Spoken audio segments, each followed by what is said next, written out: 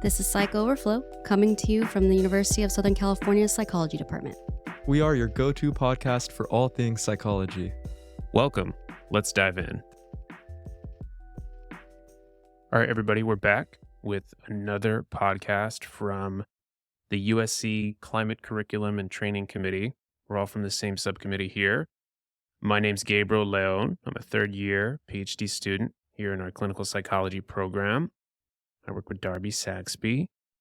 And today we have two new guests, one faculty member and one student. So I will pass it to them. First, I'm going to toss it to Dr. Iony Ezawa, and then I'll pass it to Natalie Peraza. Iony, you want to introduce yourself?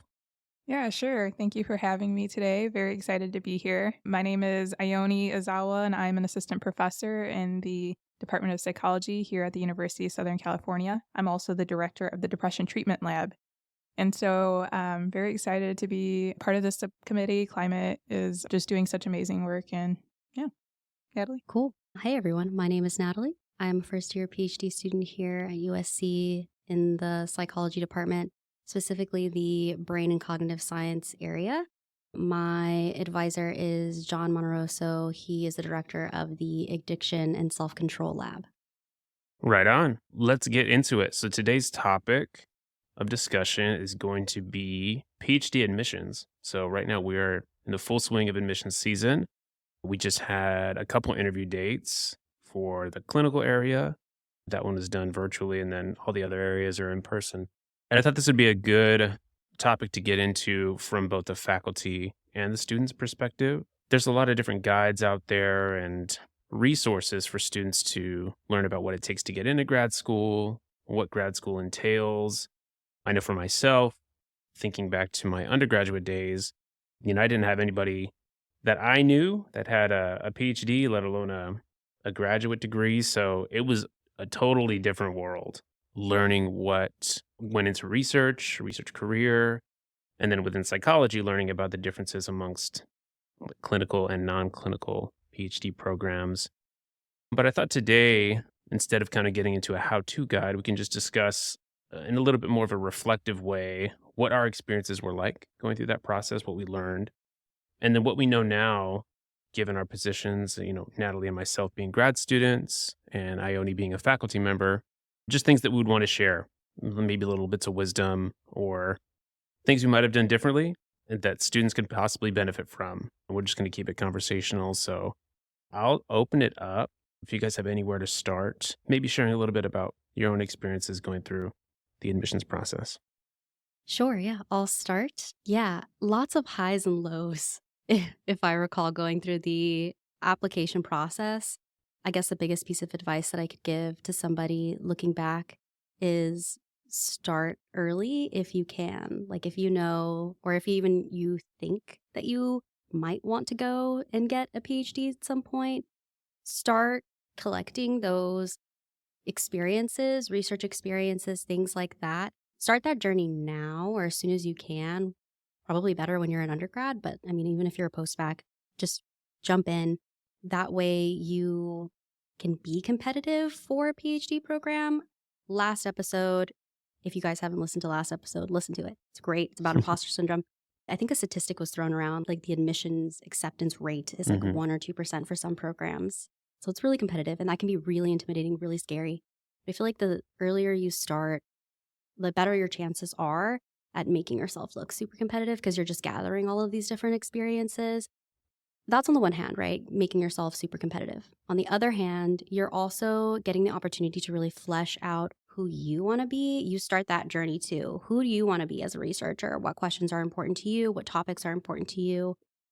That starts when you kind of jump into this experience and say, yes, I do want to be a PhD someday. So start now. Yeah. And did you come straight from undergrad? What was your steps in your preparation process for applying? Yeah, so mine was, I feel like, a little bit different than most people's, but I had about 5 years of post-bac, and I had, started doing research in undergrad. I remember I was actually talking to a friend of mine. I had just bumped into him, and I went to high school with him, and he had said, oh yeah, I'm going to do a PhD, and I knew I wanted to do a PhD too, but he started going through like his CV and like telling me all the different things that he had done. And I hadn't done anything yet. I was still super, super early on. And so I felt so bad. I was like, man, he's going to get in and I'm not going to get anywhere with my life.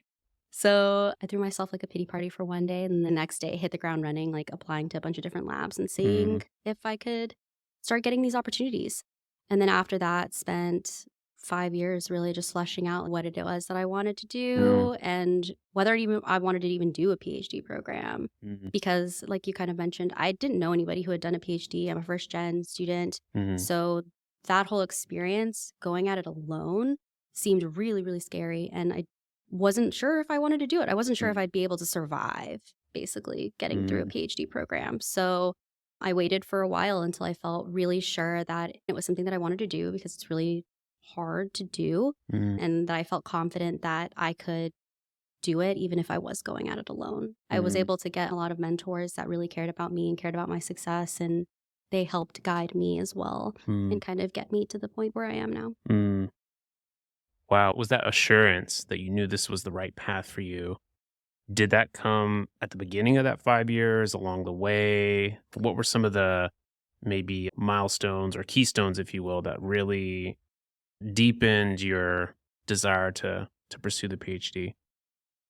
When you spend 5 years in post-bac, working in a variety of different research positions, you're really helping someone else execute their vision, help them answer their questions. But along the way, you start realizing like you have your own questions, you have your own desires that you want out there in the world to help as many people as possible, right? And you can't do that. You hit a ceiling eventually, and then you're like not able to do those types of things that you really want to do. Answer those questions, help those people that might be most in need, that might be like you, that might be from a community that needs that support and is not really getting that support. So I think it wasn't like one specific moment, but it was just, I guess, that realization that if I really wanted to take this to the next level, I had to get to this step. I had to do this step, and that I really wanted that. And it was important to me and important for me to be able to get my ideas out there and help people specifically within the realm of addiction. Yeah. Thank you for sharing your process, because you use the word vision, right? You got to kind of have some sort of a vision. It doesn't have to be completely fleshed out, but a reason. Like, what's your why for wanting to do the PhD? Because one of the things that I heard, I wish I could give credit to them. I don't remember who said it, but the product of the PhD isn't your degree, it's you. You are the product. So you are going into the program to develop yourself as someone who can answer questions, solve problems, move the world forward in some way through science. And so if you don't have a strong why, then it's like, man, why? No pun intended. Why am I here? Why am I going through all this like struggle and turmoil, delayed gratification, the things that are required to get through a PhD program? So I appreciate you touching on those points. And I'll toss it to Iony too, if you have thoughts on this or other different reflections on your story here as a new faculty member, a junior faculty member, I should say. And what have been your thoughts and reflections as you've gotten to where you're at? Yeah, I mean, just hearing your story, Natalie, and just kind of just these highlights that are really important are kind of echoing through not only in like my personal journey, which now I think it's almost 10 years ago that I was applying to grad school, but now being on the other side of the process for the last 2 years, it is tough. I think you start off by saying there's like a lot of like ups and downs, and I think that's true from this side as well. There are so many wonderful people applying to these positions. It's really hard to make the decisions of, who I can try to make space for. And like sometimes I want to even provide more offers to join my lab. And I feel so honored and thankful that so many people want to be doing a lot of the work that I also see as important, specifically for me, like trying to increase the efficacy and the understanding of our treatments for depression so that we can make them not only more effective, but also to reach the people that also need them the most. And so with that in mind, though, it's almost like it's comparing just the little tiniest details, and it's not even so much fit with like a research lab, for example, but it's coming down, I think, to the idea of like a story and the vision. Again, so many people are so competitive, like you're getting all the experiences, you're doing all of the right kind of clinical experiences since it's a clinical program. We're working with really, diverse kinds of mentors and other students and clients. And doing all the right things. And I think sometimes for me, what kind of sticks out is just hearing like, what are the motivations? Does this kind of fit in line? And can I help you get to where you want to be as a student one day and as that PhD one day, as that researcher, as that person you want to be? And so that's really kind of stuck out to me when ultimately when all else is equal. So I really appreciated hearing that because I think it's really kind of echoing through and what I'm kind of hearing too on my side. And now being on your side where you're, admitting students and building a lab, what is it now to reflect on when you went through that process? Has there been any insights or maybe surprises or things that in retrospect have been recontextualized a little bit now that you're a faculty member?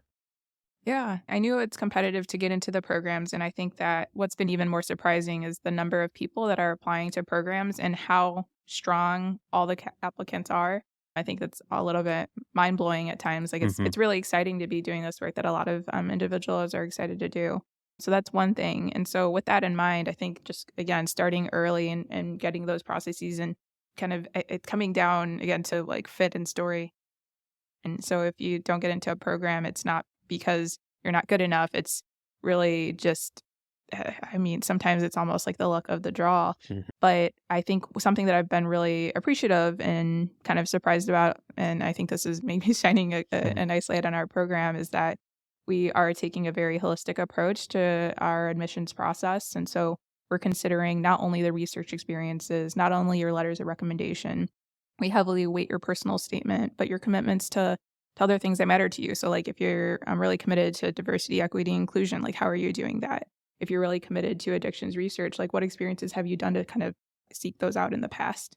If you're really, really motivated to work with children and provide access to care and implementation on that front, like let's see, I'm curious. It doesn't have to be that you always had an experience to do that, but even outside of your research experiences, like how have you tried to set yourself on the path to get those experiences? And if you haven't, it's really wonderful to hear your story and how our program perhaps can help you meet those needs.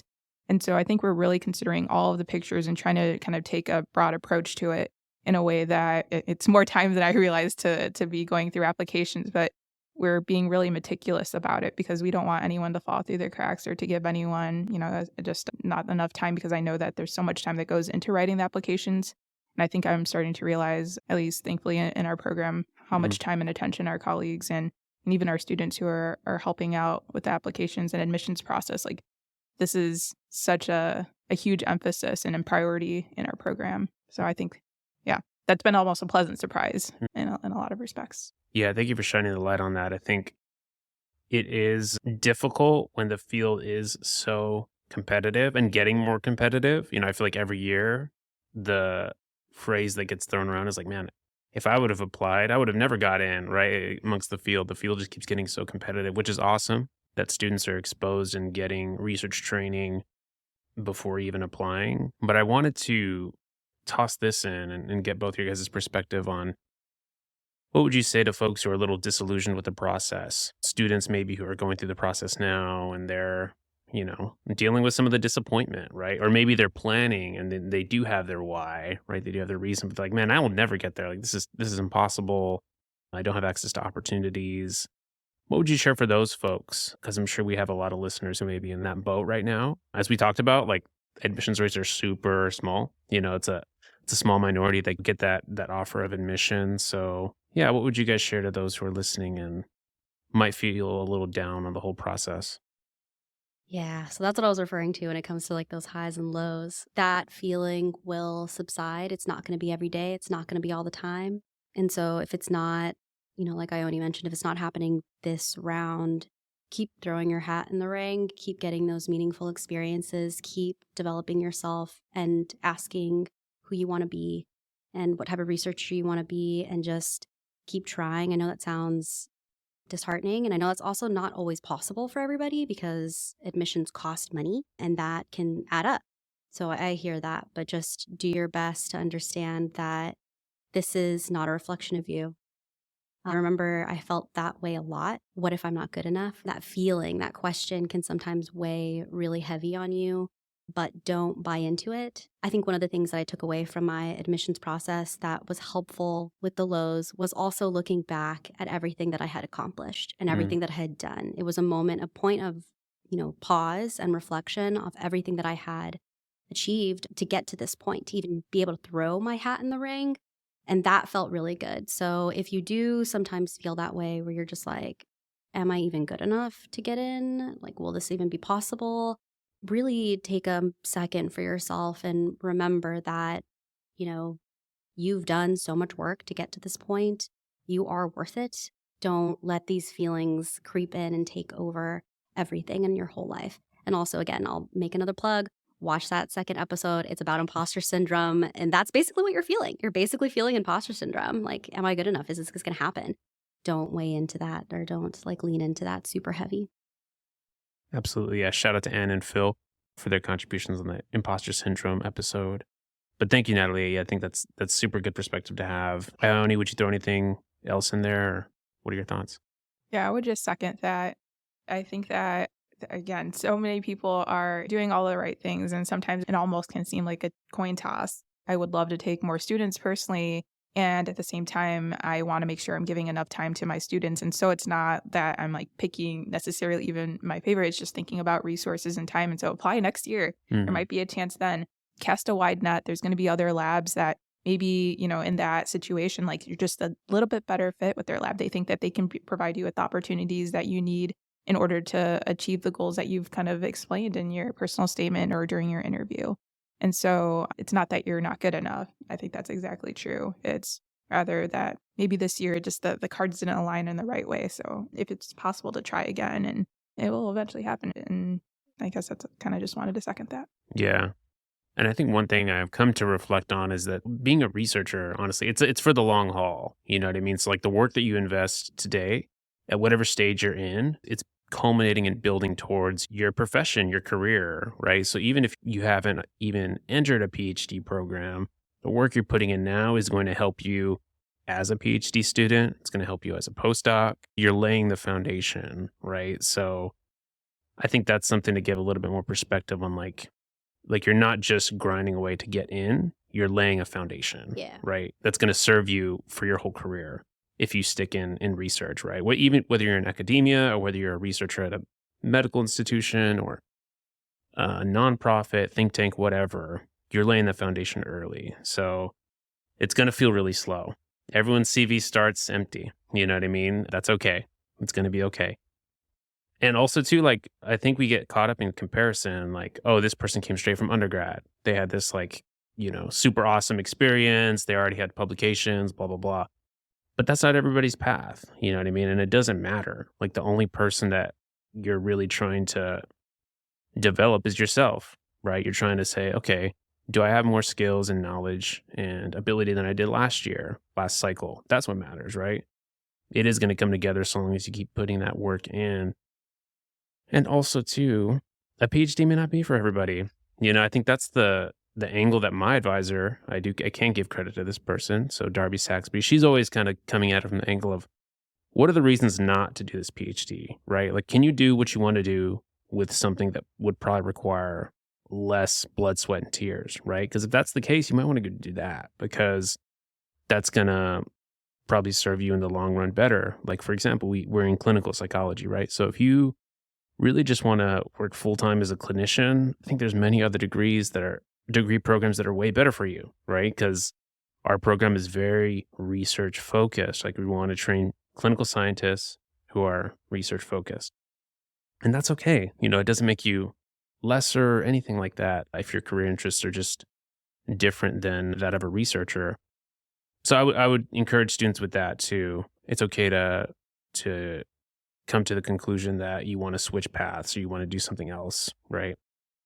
It's totally okay to take your time. I'm feeling that now even as a grad student. I feel that same anxiety of oh my gosh, am I where third year should be, right? Do I have enough research output and all that? And it's dude, it doesn't matter. It doesn't matter. Am I growing? Am I operating at a sustainable pace? That's what matters. And, I'm moving in the right direction. And I would have told myself that too, as I was on that path to preparing to apply for grad school. Yeah, thank you guys for sharing. You guys have other thoughts or points that you want to add to the conversation around admissions? If you're starting early and you recognize that there is a weakness in your application, try to do something, I guess, to like bump it up. And I really do appreciate USC for looking at everything holistically because I did not have the best grades. I had a rockin' CV. Again, 5 years post-bac and whatnot. Like I had a rockin' CV, but my grades not so much. And I knew that early on. And so I was like, okay, I need to build all these meaningful experiences to kind of like weigh out the fact that I didn't have the best GPA. And then that way I could still look competitive. I could still look like I can bring something to the table and I am ready for this program despite like, these not so great grades. Mm-hmm. Also, don't be afraid of things that might not be so great in your application. If you're applying to a school that's looking at things holistically, sometimes it ends up being okay Mm-hmm. and not being as big of a deal as it seems.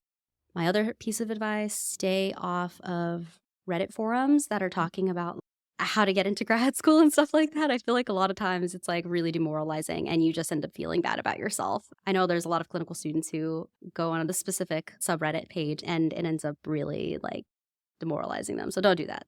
Stick with good vibes only. No CV lurking. That's what Yeah, I would do. exactly, I'd always yeah. go on grad students' page. Like, well, what were they doing before they went to grad school? Okay.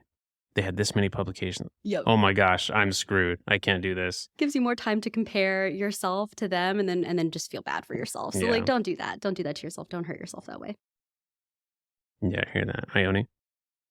Yeah, I remember those days too because they stick with you. And even it's kind of funny now, even as an assistant professor, I'll compare my CV to even grad students that are getting into my lab, and I'm like, oh no, I'm falling behind. But I think that, yeah, you've got this, and putting in that time, that effort, yeah, seeing where there might be areas to improve, and even switching course if you need to, like it's going to be okay and it's going to work out in the end. Mm. Yeah, and it's a fun process along the way though too. Yeah. And I think for those who do feel like they have a strong why, so let's say you've come to that conclusion, you're like, this is for me, this is what I want to do. First of all, I love seeing that in students. Like that's super inspiring for me to see students come through the process and have that why, because I'm like, oh, this is cool. Like we're going to be colleagues and we get to welcome these folks into the field, which is really awesome. If you do feel like you have that strong why, I think from the more practical standpoint, what I always tell students is like, number one, if you are volunteering in a lab, you're an RA, well, first of all, that's very important, right? Get connected with someone, a faculty member who is research active. They have an active lab. They probably have grad students, folks who can mentor you along in this process. And a lot of that's probably going to be volunteer work, and this gets into some, equity issues, I feel like, where it's a privilege to even be able to do that, like volunteer as an RA, right?